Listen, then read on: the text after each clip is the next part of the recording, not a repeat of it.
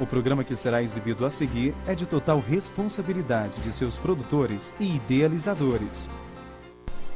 Olá, boa noite. Vamos aos destaques do Jornal da Fonte. Polícia Civil apresenta suspeitos de matar várias mulheres na região do bairro São Francisco, na capital. Quadrilha é presa por receptação de veículos roubados, uso de documento falso, entre outros crimes. Rodoviária de Goiânia se prepara para movimento nas férias escolares. E ainda a BR-060 recebe reparos para a implantação de pedágios. As principais notícias desta segunda-feira você acompanha agora no Jornal da Fonte.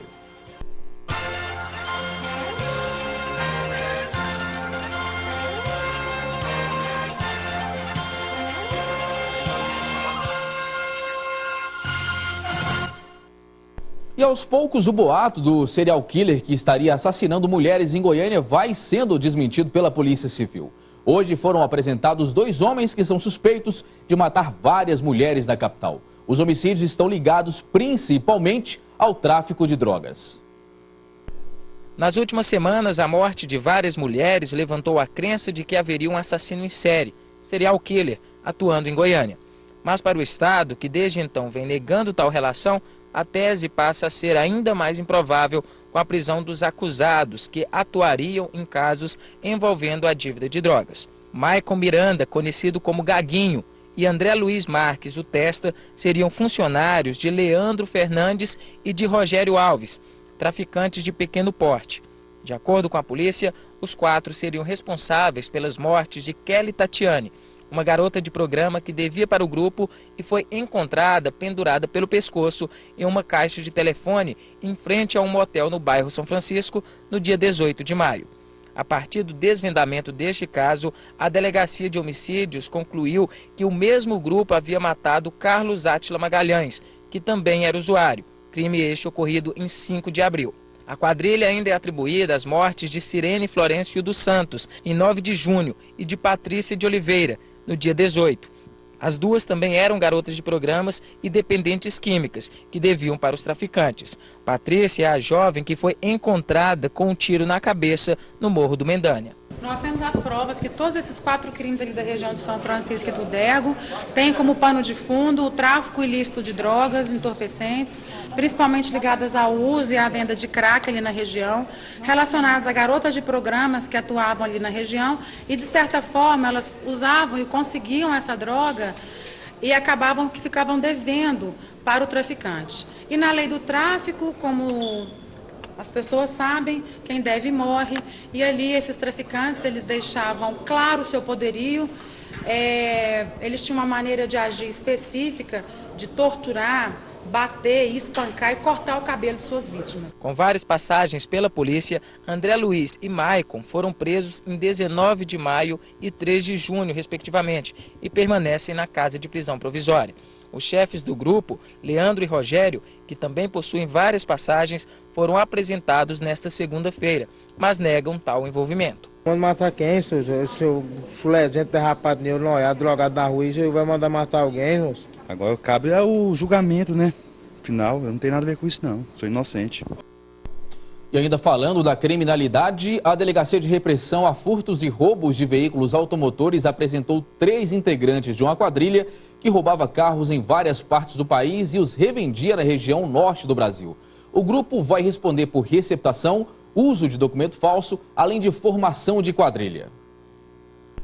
Josemar Martins, de 34 anos, José de Souza, de 28 e Apolo de Oliveira, de 26, estavam em um veículo Honda Civic quando foram abordados por homens da Delegacia de Furtos e Roubos de Veículos nas proximidades da Avenida Mangalô, na região noroeste da capital. Checando a procedência da documentação, a equipe constatou que o carro, com placa de Taubaté, em São Paulo, havia sido roubado em Limeira, também interior paulista. Os 3 suspeitos já possuíam passagens pela polícia por crimes variados e agora vão ser indiciados por uso de documentos falsos, receptação e formação de quadrilha, já que há no mínimo mais um envolvido com o grupo, um advogado de Manaus, que depende de decisão judicial para que a sua prisão seja efetivada. O que nós entendemos é que é uma grande quadrilha que está esquentando veículos roubados em todo o Brasil, com um advogado de Manaus, que é o mentor intelectual, comandando todo o esquema, que eles têm ramificação em São Paulo, Paraná, no Pará, estado de Goiás, ou seja, o roubo de carro não é restrito só ao estado de Goiás, e sim em todo o território brasileiro. De acordo com o delegado, há casos em que os adquirentes dos veículos foram enganados, mas há também situações em que sabem que estão adquirindo produto em desacordo com a legislação civil, podendo, neste caso, também sofrerem sanções. Alguns compram por descuido, mas a grande maioria porque é malandro também. Você compra um veículo que vale 60 mil, e você paga 20 mil nele, olha, você está correndo o risco de estar pegando gato por lebre. Essa história de que é Finan, não existe Finan, existe carro roubados e que Finan também é crime, se você comprou ele com documento falso. Proprietário de um lava-jato no Jardim Colorado, próximo ao local da prisão, Josemar Martins, que já cumpriu pena por tráfico, nega relação com os demais suspeitos. Eu não tenho nada a ver com esse roubo não, simplesmente eles pediram, eu pedi para eles me dar carona para buscar minha filha, que meu carro estava sem bateria. Simplesmente isso. Aí teve a abordagem deles no meio da rua e eu ia adivinhar que o carro deles era roubado não, hein? E você que é mãe ou pai, já deu aquelas palmadas no seu filho? Pois é, saiba que agora é proibido, porque crianças e adolescentes passaram a ter uma série de novos direitos garantidos no Diário Oficial da União, a chamada Lei da Palmada. A norma busca coibir maus tratos e violência contra menores. Sobre esse assunto polêmico, eu converso agora com a conselheira tutelar Clarissa Barbosa. Tudo bem, Clarissa? Boa noite. Boa noite, Sigismar. Boa noite. Pois é, eu queria saber se a senhora é contra essa lei da palmada. Qual que é a sua posição sobre isso? Olha, eu sou a favor de qualquer ação que venha inibir a violência. Em relação à lei da palmada, há uma preocupação porque ela vem realçada de limitações aos pais irresponsáveis.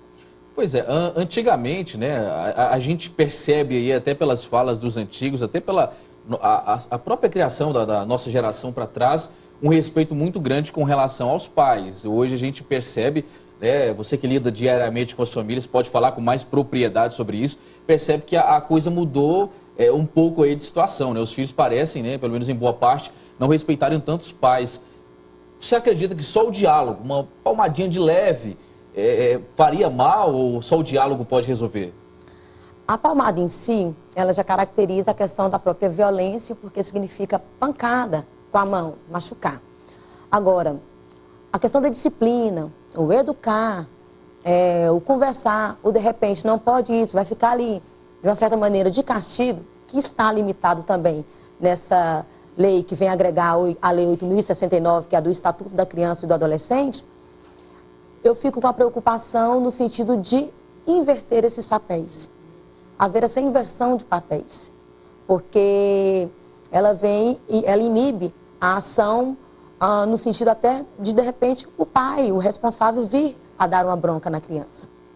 Pois é, Clarissa, você que lida diariamente com as famílias, com os filhos, o que você percebe? Os pais, eles hoje, eles estão mais brandos na educação com seus filhos? É bem relativo, porque hoje, nessa correria do dia a dia, os pais, quando eu falo pais irresponsáveis, aquele que está ali na condição de cuidador da criança e do adolescente, estão assim também um pouco ausentes. E muitas vezes querem transferir, há uma transferência de papéis, uma transferência de responsabilidades, onde a criança às vezes não respeita a imagem do pai, da mãe, dos professores, dos educadores, de nós enquanto cidadãos e justamente, certamente, porque às vezes há muitos direitos e esquece-se também dos deveres. E essa questão da lei da palmada, na verdade a violência, ela nunca foi permitida. Isso já está na Constituição, desde 1988. Não é uma palmadinha de leve. Violência, porque está na questão de inibir a violência, certo? Aí colocaram assim, poderia ter sido melhor trabalhado, porque agora está no sentido assim de inibir, até mesmo assim, se a criança se sentir agredida, porque fala na questão degradante, na questão humilhante. Então, dá-se a entender que não pode nem falar, às vezes, firme com uma criança ou com um adolescente. E aí fica a preocupação, porque enquanto os pais, os educadores não falam, aí eles falam.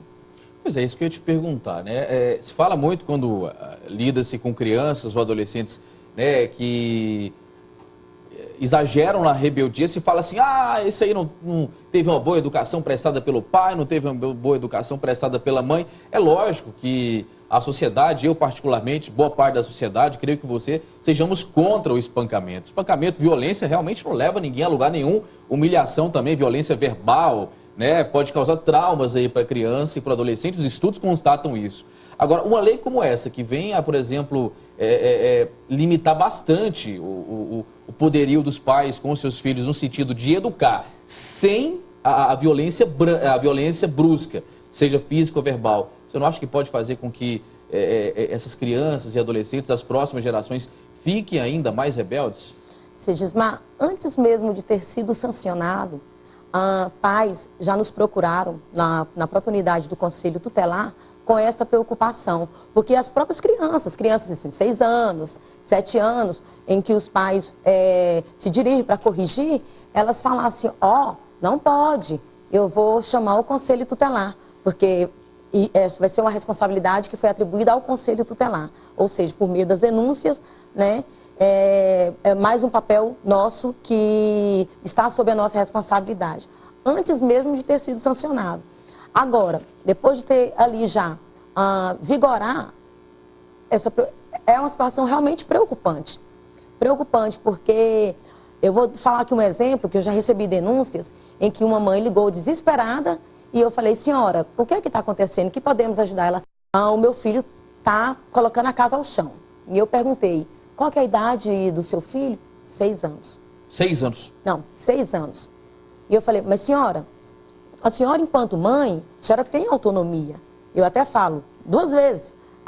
Uma por Deus e legalmente falando. Ela, não, mas eu não tenho domínio sobre essa criança. E aí, aí nessa situação, aí não pode, de repente, dar uma bronca, não pode, de repente, colocar ali de castigo, porque a lei está inibindo isso aí.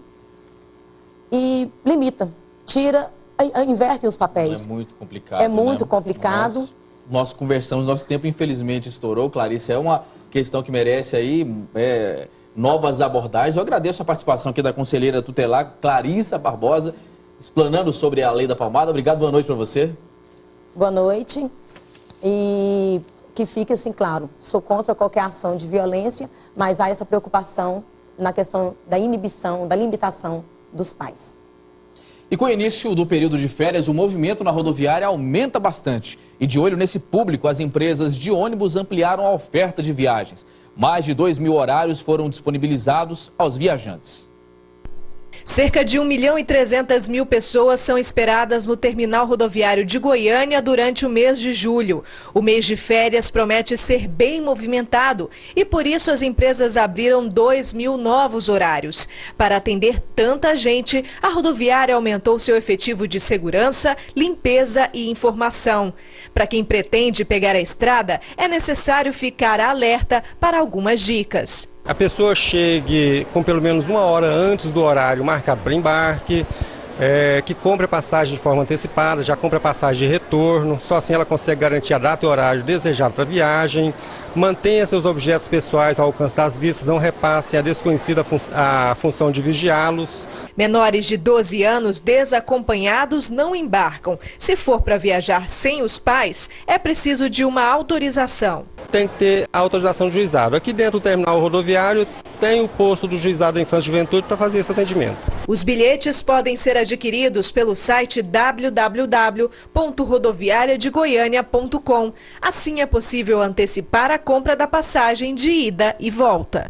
Você sabe o que é custo efetivo total? Muitos consumidores desconhecem o significado do CET, que corresponde aos encargos e despesas cobrados nas operações de crédito.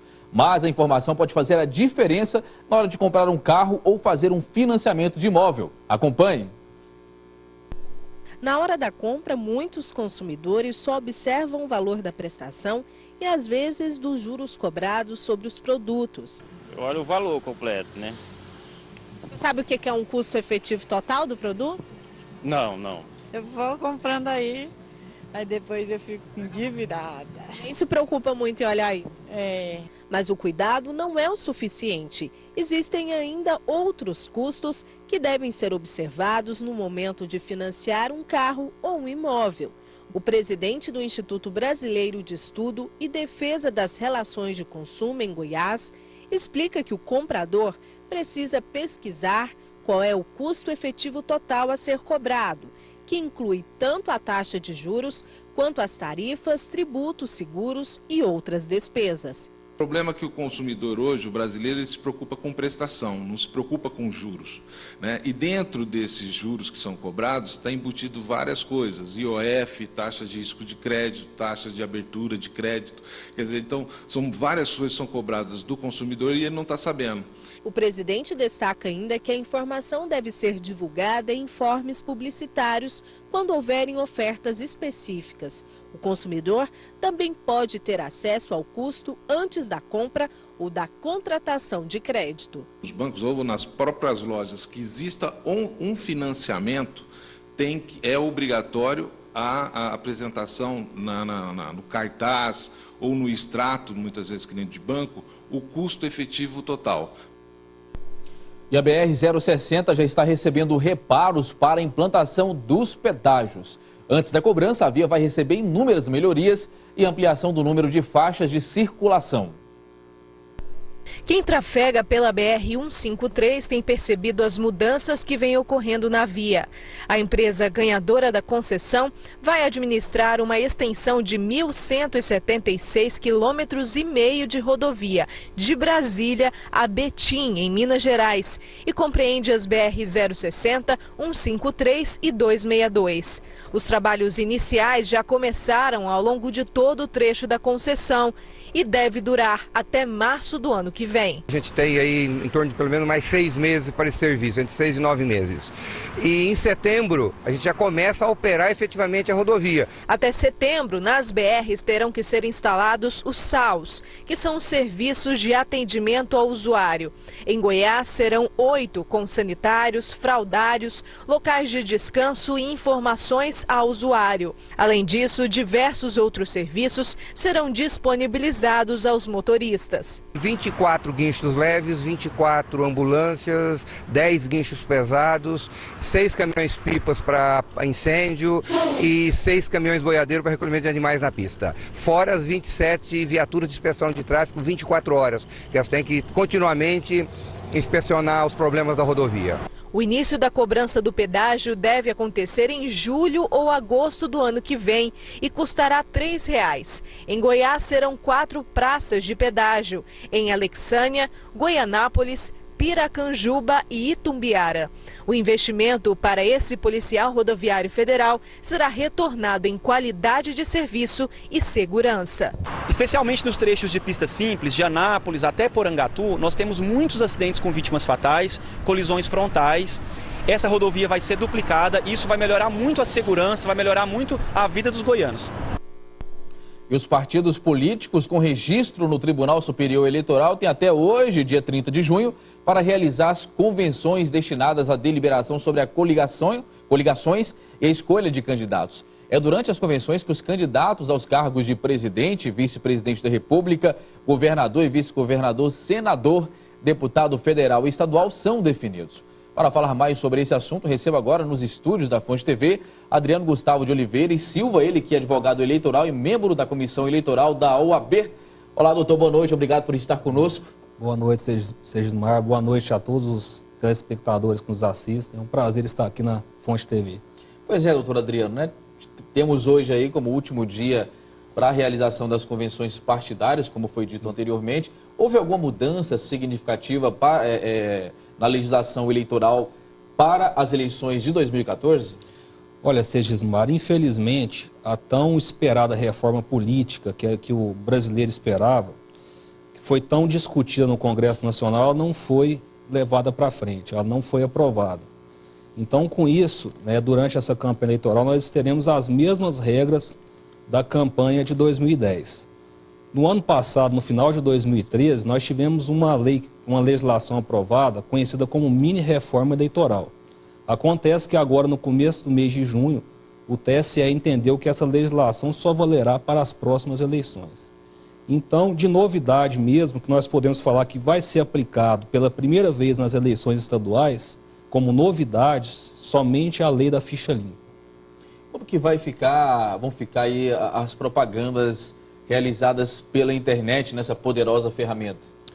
Olha, acho que nesse sentido o legislador teve muito bom senso, porque seria quase impossível você coibir a propaganda via internet. Então a propaganda via internet ela está totalmente liberada através das redes sociais, blogs e sites.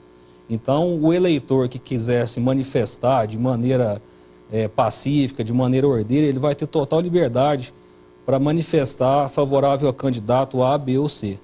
Quer dizer que está liberado para os candidatos utilizarem sites, todas as redes sociais, eles podem explanar suas opiniões, não tem nenhum limite com relação a isso.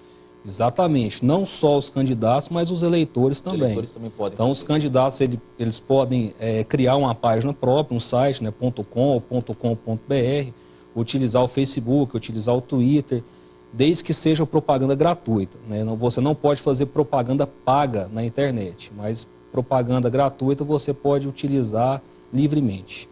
Doutor, no dia da eleição, o eleitor ele pode ir votar e pode ir até a sua sessão eleitoral para votar no seu candidato, utilizando camisetas que fazem alusão, que tem o nome e o número, ou pelo menos o nome de partido ou o nome do candidato?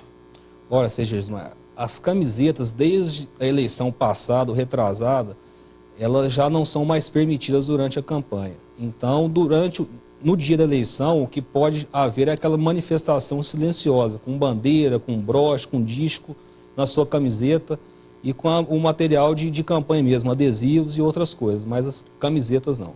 Como que fica a realização das fiscalizações sobre os gastos de campanhas, tanto dos partidos quanto dos candidatos? Olha, a fiscalização ela é feita tanto pelo Ministério Público Eleitoral quanto pelos fiscais do próprio Tribunal Regional Eleitoral. Os candidatos, durante essa eleição, eles terão que prestar contas por 3 vezes. No mês de agosto, no mês de setembro, são as contas parciais. E no final da campanha, até o prazo de 30 dias após o primeiro turno, ou o segundo turno, se houver, os candidatos terão que prestar as contas de campanhas finais. Então, com esses dados, né, tanto o TRE quanto o Ministério Público poderão fazer a fiscalização. E hoje, além disso, né, cada cidadão, o eleitor que está acompanhando a eleição, poderá também, de certa maneira, denunciar qualquer abuso que ocorrer, seja para a OAB, seja para o Ministério Público. Então, de uma certa maneira, o eleitor também acaba se tornando um fiscal das eleições. Se fala muito na questão do ataque, né, de um candidato para o outro, doutor Adriano. Até que ponto que é considerado ataque? A partir de que momento que uma colocação feita por um candidato falando de um outro é considerado um ataque, é considerado algo fora da normalidade? E caso isso aconteça, o que pode acontecer com o candidato? Olha, quando a crítica ela descambra para calúnia, difamação, injúria, né, o que já é previsto no Código Penal, isso também tem uma certa repercussão no direito eleitoral. Então, o candidato que se sentir ofendido, ele pode buscar o seu direito de resposta, seja em qualquer meio de comunicação, seja através do material do outro candidato, seja através da televisão, seja através do jornal. Se ele se sentir ofendido, ele pode buscar esse direito de resposta. Agora, é importante também, o senhor falou sobre calúnia, difamação, é importante também esclarecer que os eleitores, se eles utilizarem de calúnia, de difamação, eles também podem ser processados. Como que funciona no caso do eleitor que difamar um candidato, que caluniar um candidato aí dentro das redes sociais ou pela internet de uma maneira geral? É exatamente isso. O eleitor, da mesma maneira como o candidato, como os adversários, ele tem as suas obrigações e as suas responsabilidades. Então, por exemplo, na propaganda pela internet, é proibida a propaganda anônima, justamente para coibir esse tipo de ação, de atitude. Quer dizer que fake não pode existir no Facebook ou em qualquer Se existir, vai ser devidamente investigado pelos órgãos competentes. Mas, se o eleitor fizer uma crítica, fizer alguma alusão a candidato que descambe para essa situação de calúnia, difamação, ele vai responder da mesma maneira, tanto no âmbito eleitoral, quanto no âmbito civil, no âmbito penal. Interessante essa questão do fake aí, porque a gente sabe que nas redes sociais aí, boa parte, um percentual interessante, eu não tenho esses dados agora, mas uma pesquisa relata que um percentual interessante são de fakes, né? Quando, por exemplo, se for verificado um fake, quer dizer, um perfil que não é verdadeiro, lá no Facebook, vamos falar do Facebook, que é a rede mais acessada, mas que seja no Twitter, que seja em outro local. Se for identificado um fake fazendo um perfil falso, fazendo críticas de maneira desordenada, caluniando ou difamando um candidato, é demorado o processo para retirar aquele fake, aquele anúncio? Como que funciona, doutor Adriano? Olha, isso na verdade sai até um pouco do âmbito do direito eleitoral, né? Isso é um problema que acontece em diversas áreas e a pessoa que se sentir ofendida, ela poderá acionar um órgão policial, né? De alguma maneira quebrar o sigilo através do provedor, né? Do endereço ali daquela pessoa eletrônica e assim rastrear essa pessoa. As eleições prometem.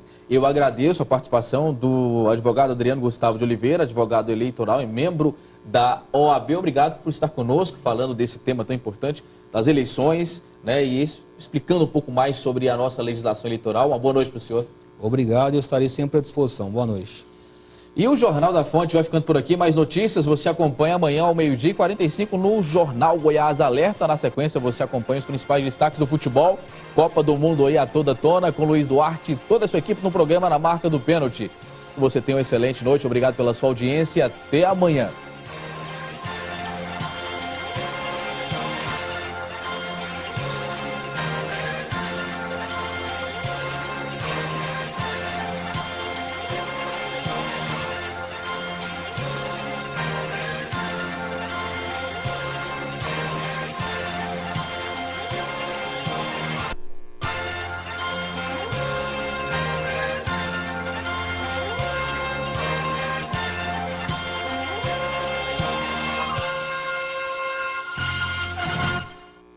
Siga o apóstolo César Augusto no Twitter e receba uma orientação espiritual. @AP César Augusto. Através do Twitter você pode ser tocado pela palavra de Deus. @AP César Augusto. Siga já.